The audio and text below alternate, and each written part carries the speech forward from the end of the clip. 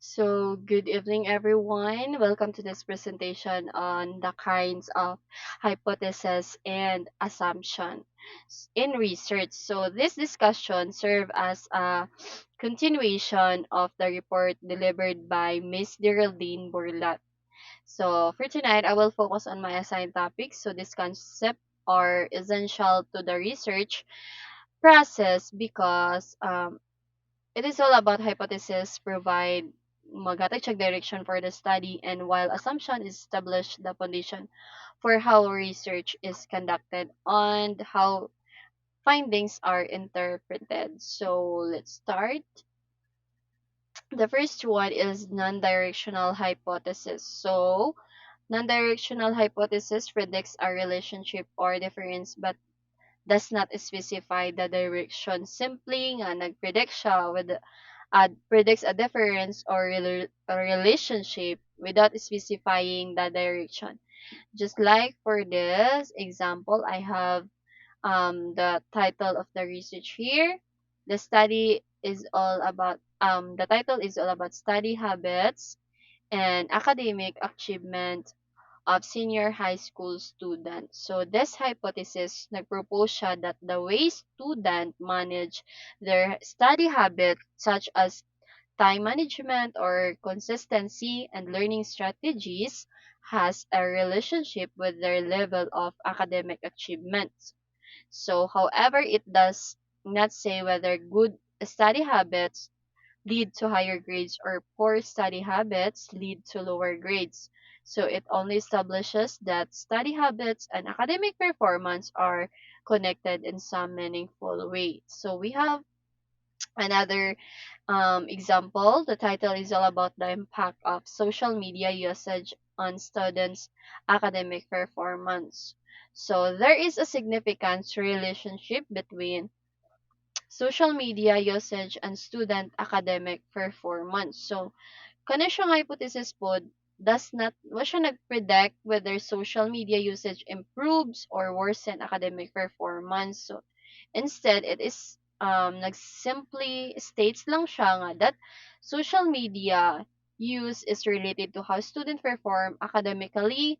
Um, yes, academically. For example, kung pila ka oras ang student nag-spend sa time sa social media, may show ng differences in their grades compared to those katubitong less nga gagamit sa social media.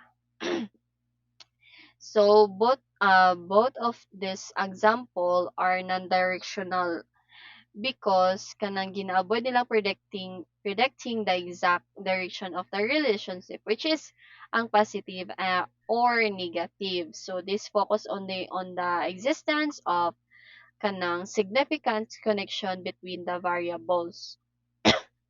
Next, we have simple hypothesis. So involves a relationship between two variables, one independent and one dependent. So I have here examples. So the title of the study, the effect of sleep on students' test scores. So this hypothesis nagsuggest siya that the number of hours ang student na natulog or that night before an exam directly affects their performance o katupong students who have enough rest about or 8 hours are expected to nga mag-perform better because proper sleep improves concentration or memory and alertness. On the other hand, those who sleep less may feel tired and find it harder to focus, which can lower their test scores. And also, we have another title number two, the effect of breakfast on academic performance. So, this hypothesis po, nag-assume siya nga eating breakfast has a positive effect on how will student do in school. A healthy breakfast provide energy or nutrients that help students stay attentive and anang active siya sa class. Katong mga student food nga nag-skip sa breakfast may feel weak or distracted or kanang gigutom which maka maka-gain gid sila og negatively affect their participation and academic performance, no? So this example, both examples are simply hypothesis because they are linked one cause independent variables. Like the independent variables of the study is sleep or breakfast, no? Or to the one effect dependent variables is the test scores or academic performance. And we have next the complex hypothesis. So the complex hypothesis involves relationship among more than two variables. So I have here an examples. The first title, the influence of sleep, study habits, and motivation on academic performance. So students who get adequate sleep, have good study habits, and are highly motivated will achieve higher academic performance than those who lack these factors. And then we have title number 2, the effect of social media usage and peer influence on stress and academic achievement. High social media usage and negative peer influence are associated with higher stress levels and lower academic achievement among students. So, both are complex hypotheses nga naman because they involve multiple variables. The first one, nag-show siya og positive factors like sleep, study habits, motivation, or work together to improve ang academic performance. Ang number two is nag-show siya or nagpakita siya og how negative factors ang social media, overuse, fear, or pressure are linked to stress and lower academic. Okay. And next we have assumption. So when we say assumption, are statements that are accepted as true without proof. Okay, forming the foundation for research. They are necessary condition believed to be true for the research to proceed. So we assume that sa atuang research, for example, we assume that our students will answer the survey honestly and also bisan dili 100% sure, i-accept nato as a true para mabuhat nato ato ang study o continue. And then assumption have also rule of assumption in research. So we have the foundation for design. So this assumption plays several important roles in research. Ang pinakauna is ang condition for design. So nag-provide research design makahelp siya sa researcher to decide how to collect and analyze data. Mo na siya. And then number two, na clarifying scope. So they clarify the scope and boundaries of a study, making it clear what is and is not being addressed. So next is guiding methods. So the assumption guide the choice of methods and tools. And then stating assumption clearly, researchers increase the transparency and credibility of their work, allowing others to understand the context and limitation of the study. Okay, these are the rules of assumption and research.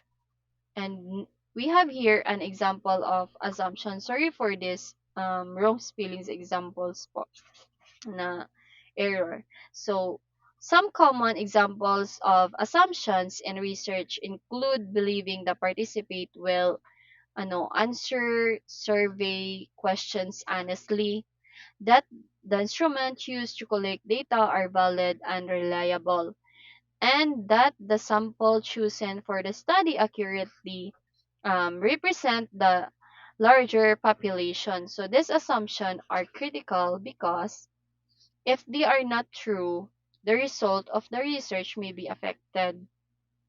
Mm. So um, in research, assumption play a crucial role in shaping the entire study. So there are three main types to consider. So the first one, we have theoretical assumption. Theoretical assumption are the underlying beliefs or principle drawn from established theories ko. So kani siyang assumption, makahelp siya to define what the research will focus on and how the findings will be interpreted.